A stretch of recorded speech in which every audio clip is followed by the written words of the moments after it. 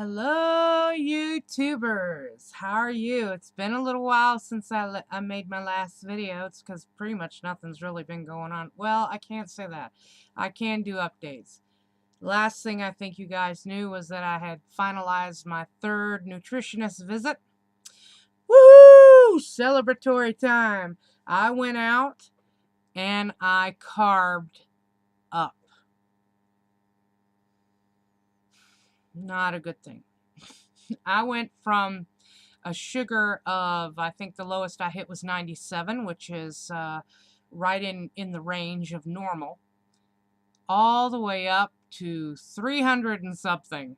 And I've had a really hard time getting it down again. I don't have any reason to in my mind. I'm not being regimented by a nutritionist system. So I've had to buckle it down.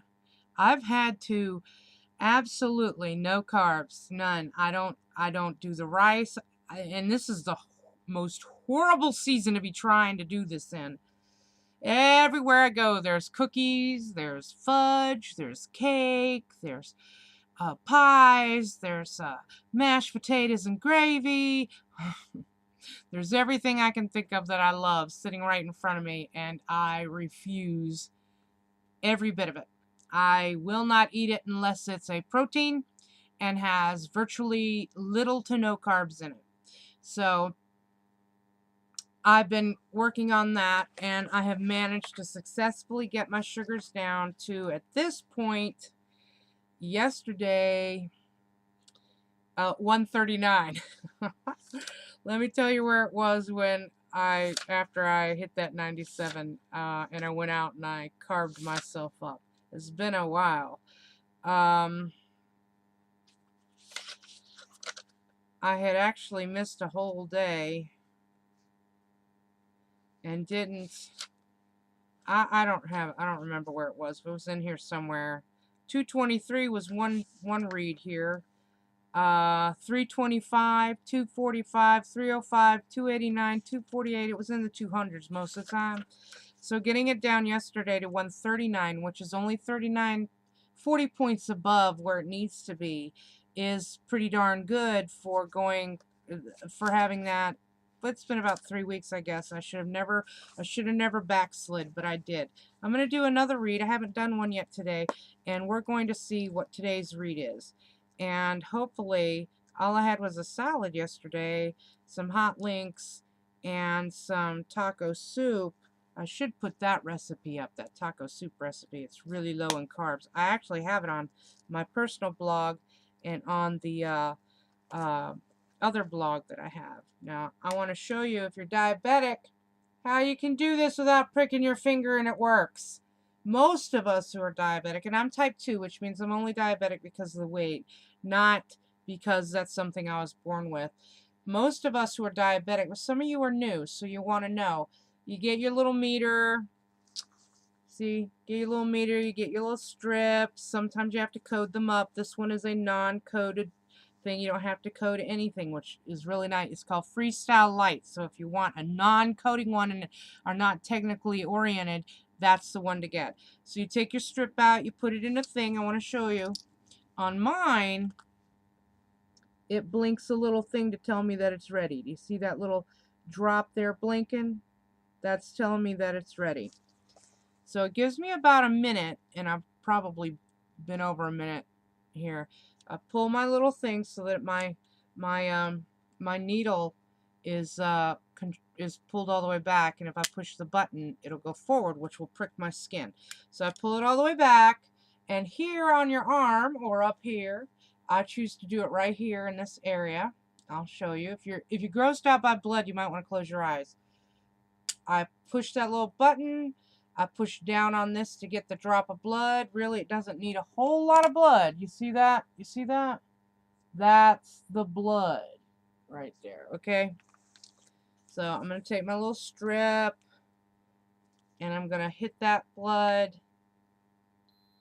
Heard that? That was the thing telling me it absorbed a tiny little bit of that blood. 135. What did I tell you it was yesterday? 139, so it's dropped down. I haven't eaten anything, and I had salad yesterday, so that's a trick. tuna fish salad, as a matter of fact. So, let me record this real quick because I need to make sure I write it down. That's one of the things I want to tell you. Plus that I backslid and I am really suffering as a result of having done that. I have a whole nother reason that I wanted to talk about on this video. Okay, I'm ready. Sorry, I just wanted to do that so you guys could see that I have backslid. Now I am 36 points above normal, and I need it to be even lower, and I'm going to a party tomorrow. Okay, so I backslid and the sugars went up, and I've been trying for like 3 weeks to get them all the way back down. In exactly 10 days, I have my psychological evaluation for the gastric surgery. I found out in the interim as well that I am actually able to get gastric sleeve, which is the one that I wanted to begin with. It was not offered on last year's insurance. It is now offered on this insurance because they changed in October and they added that to the regular insurance, which I actually have.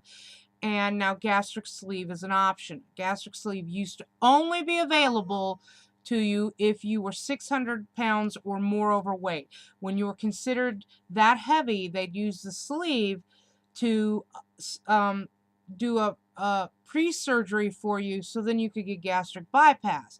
But I've done enough research on gastric sleeve. It's a very new procedure. It's one of the newest ones. One of the things they do is, let's say that this is your stomach. I'll do it this way. What they do is they cut off a majority of your stomach, leaving you just enough, like a size of a medium banana, and they take away the rest of the stomach. They actually toss it out. So then they'll suture up that little bit that's the size of a regular banana, about this much, I'd say. Probably a little bit more, probably a half a cup as opposed to a fourth of a cup, which you get with gastric bypass. I don't know, it could still be a fourth of a cup. The thing that I liked about it is that because the natural trail from where you eat goes swallowing down, it goes still into your stomach like normal, so you have your gastric juices there. A lot of the problem with gastric bypass for a lot of people is that because they reroute everything and it's all switched around and tubes, your intestines are all patched up in different places, is that you suffer malnutrition because when the food has to process in one area before it goes into another area. And so this way with gastric sleeve, it goes straight down and does what it's supposed to do. You just don't have a stomach the size of a football anymore. You've only got the size of a medium banana. Now the problem with gastric sleeve, and anybody who gets this, and it's pretty much with anything, but more so along the lines of the surgery of sleeve and lap band, is that you have got to watch what you eat. Like, no carbs. You've got to watch what you eat because that affects everything. Just because it's smaller doesn't mean you need to have high fat. Just because it's not the full stomach doesn't mean you need to start filling it with sodas. You don't need to have high sugars. Just because you're probably not going to suffer the dumping syndrome that gastric bypass offers doesn't mean that you need all that sugar in your system. You can't eat a lot of bread, you can't eat a lot of rice, you got to follow the same routine as bypass basically. So it's more protein, healthier choices, lots of vegetables for the fiber, etc. Okay, so in 10 days, I go for the psychological evaluation so that I can be approved for this surgery. I go in 10 days. Now, initially when I started my videos, none of you knew this because I didn't talk about it. I internally rolled this around in my mind. I've been thinking about this for years. I thought at the start that I would not be ready for the psychological evaluation. I was scared because I figured that they would look at me and say, oh, you're an emotional eater, you can't have the surgery. Or because you've done all these weird diets and you weren't successful, you're not going to get approved for the surgery. And I thought about it and thought about it and thought about it after I'd been to the nutritionist. And I walked into the nutritionist telling her what she was supposed to be telling me. I'd done enough research and know enough about the surgery, I could practically do it. Except I don't know how. So, and it probably grossed me out to cut somebody's skin just to do a little slice. I'm not too crazy about seeing people's blood. So, or fluids. So I couldn't do it, but I know enough about it and I've done enough research to know, and I'm motivated.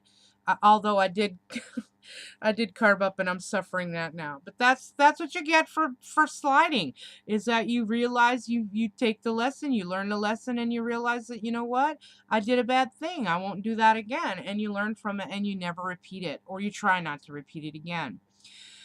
I am at 10:19. I wanted to tell you Merry Christmas. I should have another video up in about 10 days to tell you about my psychological evaluation. I'm pretty stoked about it. I'm excited. I had a lot of people tell me, well, not a lot, a couple of people tell me not too long ago at church that they could tell that I'd lost a lot of weight and I haven't even had the surgery. I don't see it. But thank you, ladies, for saying that. It made me feel really good. I have more to report on the next video behind this, so be ready for that one. Thanks for watching and subscribing. Bye, YouTubers. Merry Christmas.